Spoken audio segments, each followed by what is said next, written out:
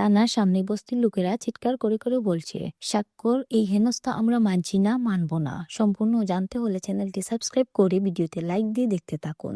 বলে বাবা পার করে গা সিরিয়ালের আগামী পর্বে আমরা দেখতে পাই সাক্ষ্য পুলিশ স্যারকে বলছে, বিয়ের আসর থেকে বর আর বরের বউকে আপনারা এখানে টেনে নিয়ে আসলেন, সেটা কি আপনারা ঠিক করলেন? তখন চৌধুরী বলে, সবকিছু শেষ হয়ে গেল স্যার। আপনি বলুন, একটা ছেলে যদি বিয়ে করতে না চায় তাহলে কি তার পরিবারের লোকজন জোর করে বেঁধে পিড়িতে বসাতে পারে? তখন সাক্ষ্য বলে উঠে, পারে, কারণ প্রথমে ছেলেটার সামনে সবকিছু অন্ধকার ছিল, পরে যখন ছেলেটা সবকিছু জানতে পারলো তখন সে নিজেই স্টেপ ব্যাক করলো।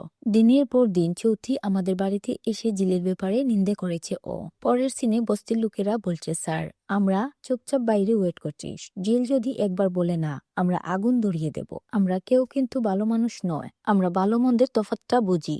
আপনি চৌধুরীকে সাপোর্ট করে যাচ্ছেন আর জিলের কথা শুনছেনই না। তখন পুলিশ বলে, দেখুন ওনারা যদি কেস করতে না চান তাহলে তো আমার কিছু বলার নেই। অবশেষে সাক্ষ্য ও জিল থানা থেকে বেরিয়ে গেল। তো কেমন লাগলো আজকে আমাদের এই ভিডিওটি কমেন্ট বক্সে জানিয়ে এখনই সাবস্ক্রাইব করে নাও আমাদের এই চ্যানেলটি। ধন্যবাদ সবাইকে।